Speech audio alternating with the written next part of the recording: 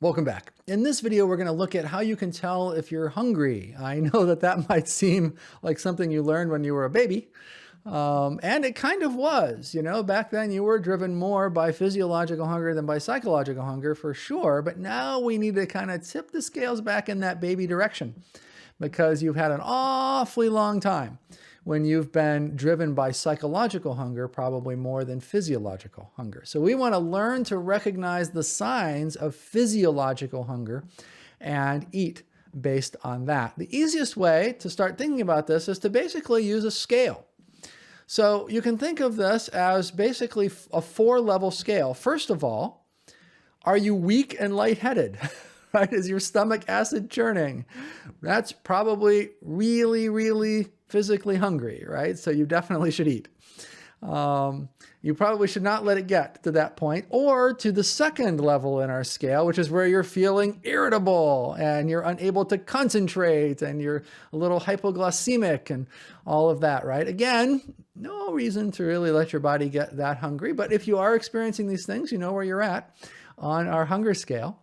Third, and this is where it's getting to the point where you should think about eating for physiological reasons. Your stomach is rumbling. In fact, your tummy rumbling, your stomach growling at you a little bit, that is probably the best sign that it's time to start eating. We'll talk about that more in a minute.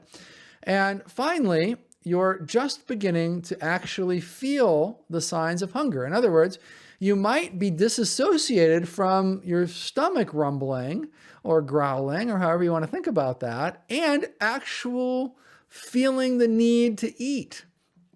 We have really messed up a lot of the signaling, most of us, in terms of physiological eating. I know it seems amazing that you can't have that, like that should be its own level, but it really often is. Your stomach might have been rumbling for a while and you might have been kind of keeping an eye on it, but now you've reached the point in sort of this 4th level where you're beginning to really feel hungry.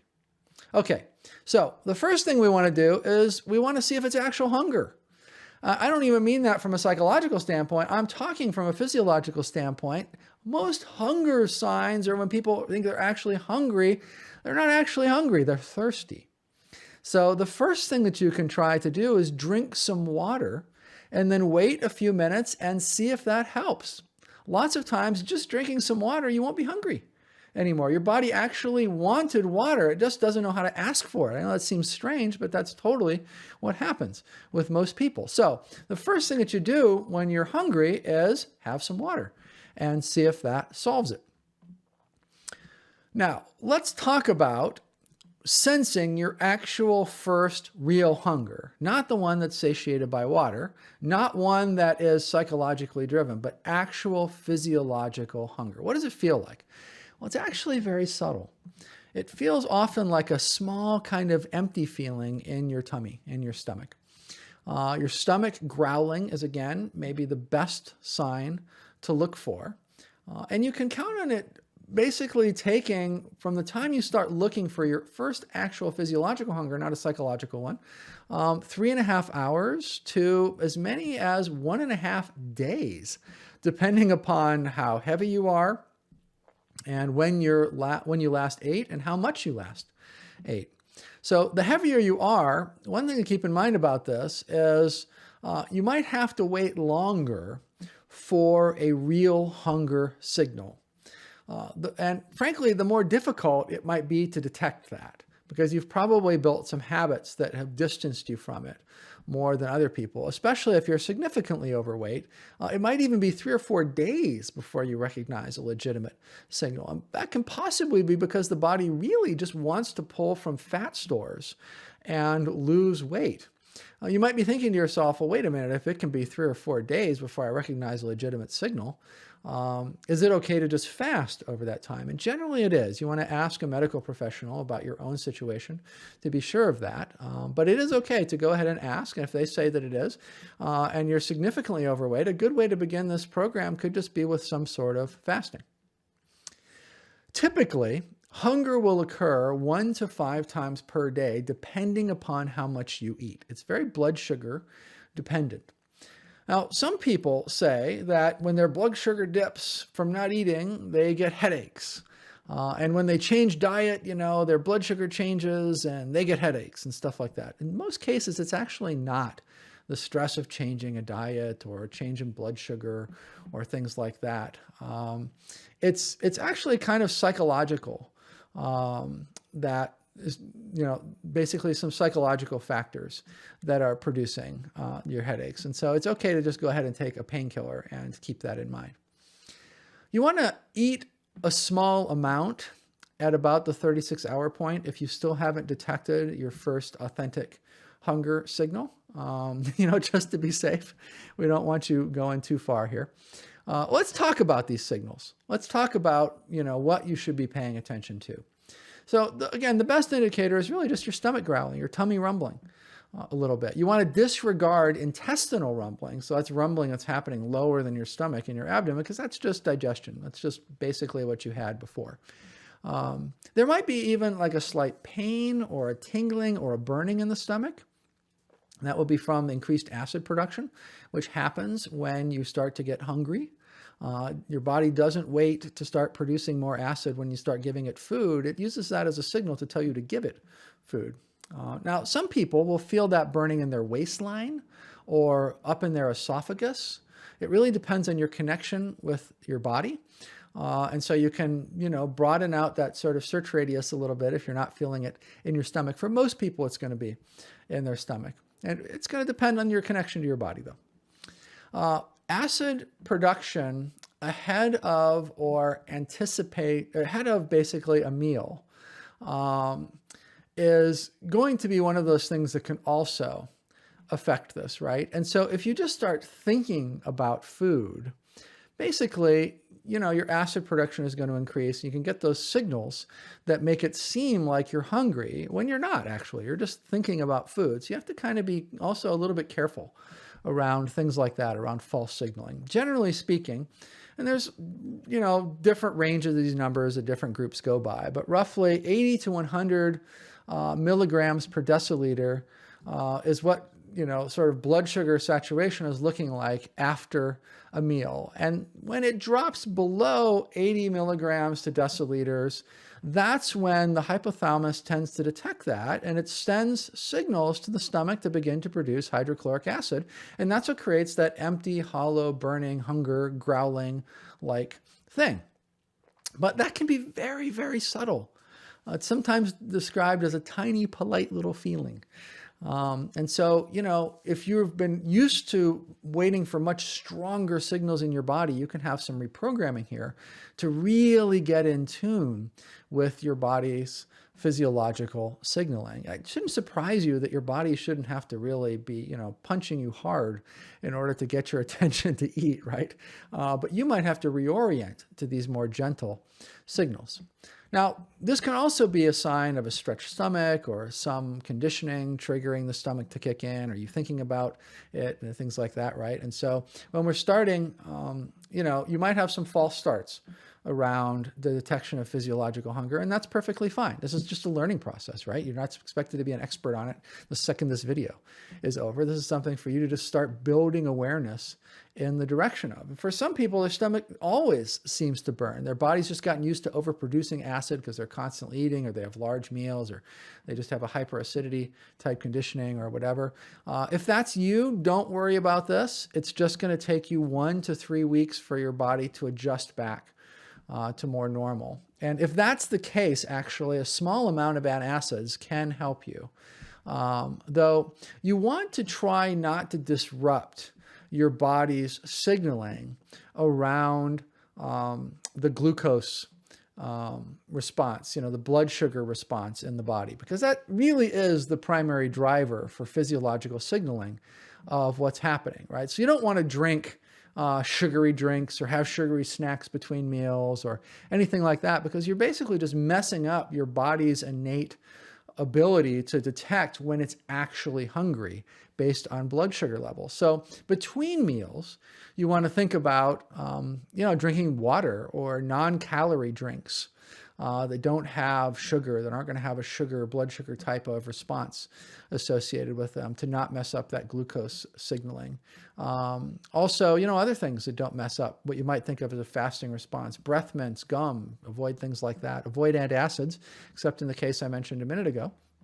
If you have a hyperacidity condition, that's fine. But for most people, you want to avoid antacids. You basically want to avoid anything that can mess up this natural glucose signaling cycle in your body.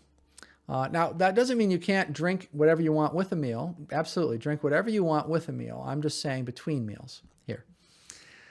Now, if you still are not able to detect a clear physiological signal and you feel like you're doing everything right, you're being careful with the blood sugar stuff, you're looking for the subtle clues, all of that, well, then you might just need to just directly intend and ask psychologically inside your body for a clear signal. It's amazing, actually, how well that works. There are other blood sugar indicators. Some of them we talked about early on in terms of, you being too hungry, or you should have already started to eat because you've gone too far, right? Things like weakness, being slightly lightheaded, having some mild shakes, things like that. Those can be indications of low blood sugar. It can also be a good idea to measure and get to know your actual blood sugar patterns. And there's a lot of great technology to do that with today in the form of what are called continuous glucose monitors, or CGM. Probably the most popular one of these is called the Freestyle Libre, which you can look up. And most doctors will have no problem prescribing this to you if you're in an area of the world where it requires a prescription. A lot of areas of the world, you can just buy them off the shelf, or you can get them from, an online auction site like eBay in your country, or something like that. Doctors generally don't have an issue with you wanting to monitor your blood glucose. And they're really nice and simple and convenient. They have a little wire that penetrates into the skin, and they stick on your arm for a couple of weeks, and they record over a period of hours your blood sugar into a smartphone app so that you can actually see what the response of your body is to the different things that you're eating. Given the importance of blood sugar and blood sugar levels in monitoring this process, having an external way to track that to help you to sync up with your internal signals and what happens in your body at different points, that can be extremely helpful. Okay, if you need to take medication with food, sometimes that can lead people to eat when they're not hungry. Well, if possible, wait until you are hungry, right? But if that's not practical because of the regimen, one thing to keep in mind is ask your doctor how much food you really need to eat, because usually it's a very small amount that you just have to eat with your medication. And so it's not something that really has to disrupt this significantly. And it might also be possible for you to eat things that don't disturb that glucose cycle. Now, if you're diabetic, you want to be a little careful with this. You don't want to start your day with fasting. You don't want to start your day by basically paying attention for as long as it takes until a physiological hunger signal comes, especially if you're not very good at detecting them initially. You want to begin your day with your doctor's eating recommendations. And when your blood sugar is stable, then you have a little bit more latitude to try to actually sense when your actual hunger signals are coming. One thing that diabetics have found with these types of ways of eating are that they often can enjoy a greater variety of food because they wind up eating less. So, that's something to keep in mind. Again, always in consultation with your medical professionals that are advising you. And again, I also would recommend anybody who's diabetic to get a continuous glucose monitor to track things with. I've noticed that lots of times diabetics like to go off of tests that their doctors like, which are sort of these periodic blood tests every so many months. And then they're just sort of keeping this meta number in line. But for us, we want a much more intimate relationship and understanding of our blood glucose. And that's best done with a continuous glucose monitor. Well, what happens if you just don't eat? So let's say that, you're not good at detecting the signals initially, and maybe, you get down to some of those earlier stages where you're starting to get a little grumpy, right? Or something like that before you realize, okay, now I need to eat, right? But you could have been hungry for a while before it reaches that point. What actually happens? Well, I got good news for you. 10 to 20 minutes after your body initially signals that it wants you to give it some food, it starts to pull from your fat stores. In other words, it starts to pull its own meal from your body fat, and then hunger goes away and it will return about 45 minutes after that. So that can also be a really good test for you to use for whether or not you were really hungry, right? Did the hunger go away after 20 minutes? Did it return in around 45 minutes? If so, great. That was a real signal.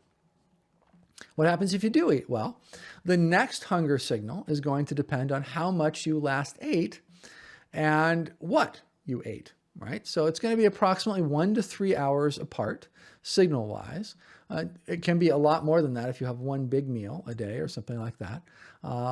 Don't be afraid to wait until you make sure it's a real signal. Again, that's perfectly fine. All right, that's it for this video. I'll see you next time.